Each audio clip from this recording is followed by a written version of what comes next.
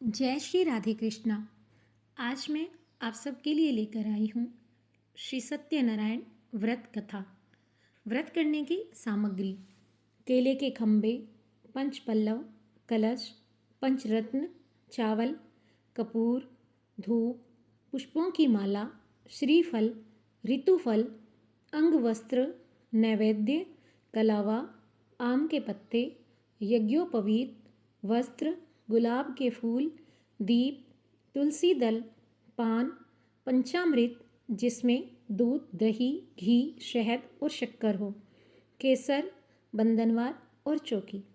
पूजा की विधि: व्रत करने वाला पूर्णिमा व संक्रांति के दिन सायंकाल को स्नान आदि से निवृत्त होकर पूजा स्थान में आसन पर बैठकर श्रद्धापूर्वक श्री गणेश, गौरी, वरुण, विष्णु आदि सब देवताओं का ध्यान करके पूजन करें और संकल्प करें, मैं सत्यनारायण स्वामी का पूजन तथा कथा श्रवण सदैव करूँगा। पुष्प हाथ में लेकर नारायण का ध्यान करें। यज्ञोपवीत, पुष्प, धूप, नैवेद्य आदि से युक्त होकर स्तुति करें। हे भगवान, मैंने श्रद्धापूर्वक फल, जल आदि सब सामग्री आपको अर्पण की है, इसे स्वीकार कीजिए। मेरा आपको बारंबार नमस्कार है। इसके बाद सत्यनारायण जी की कथा पढ़ें अथवा श्रवण करें।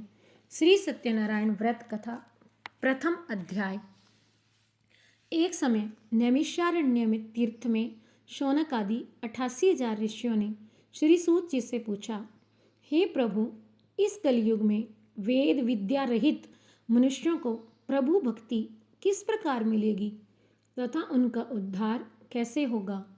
हे मुनिश्रेष्ठ, कोई ऐसा तप कहिए जिससे थोड़े समय में पुण्य प्राप्त हो तथा मनवांछित फल मिले। ऐसी कथा सुनने की हमारी इच्छा है। सर्वशास्त्र ज्ञाता श्री सूत जी बोले, हे वैष्णवों में पूज्य, आप सबने प्राणियों के हित की बात पूछी है। अब मैं उस श्रेष्ठ व्रत को आप लोगों से कहूँगा जिस व्रत को नारद जी ने लक्ष्मी नारायण भगवान से पूछा था और लक्ष्मीपति ने मुनि श्रेष्ठ नारद जी से कहा था। सो ध्यान से सुनो। एक समय योगीराज नारद जी दूसरों के हित की इच्छा से अनेक लोकों में घूमते हुए मृत्युलोक में आ पहुँचे।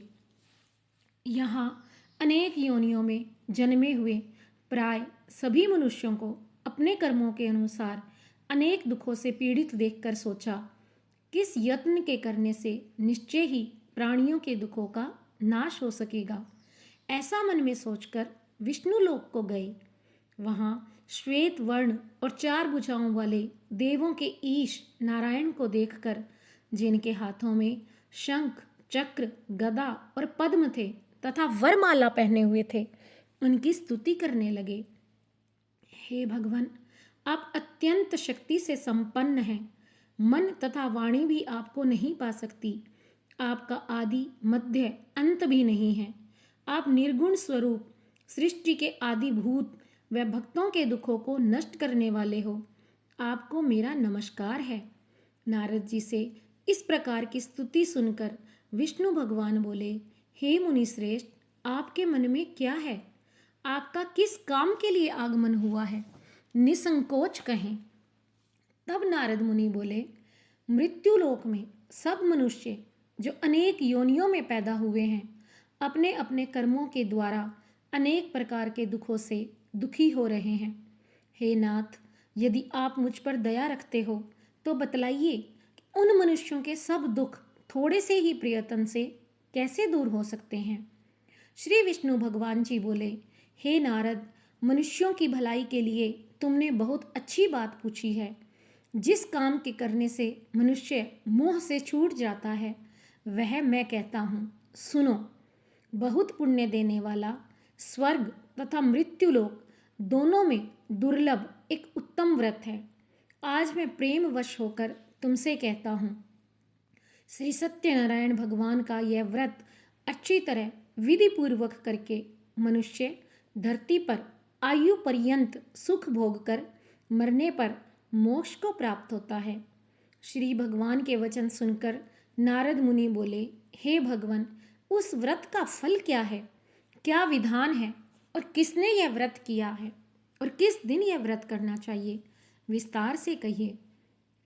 विष्णु भगवान बोले, हे नारद, शोक, दुख आदि को दूर करने वाला, धन धान्य को बढ़ाने वाला, सौभाग्य तथा संतान को देने वाला यह व्रत सब स्थानों पर विजयी कराने वाला है।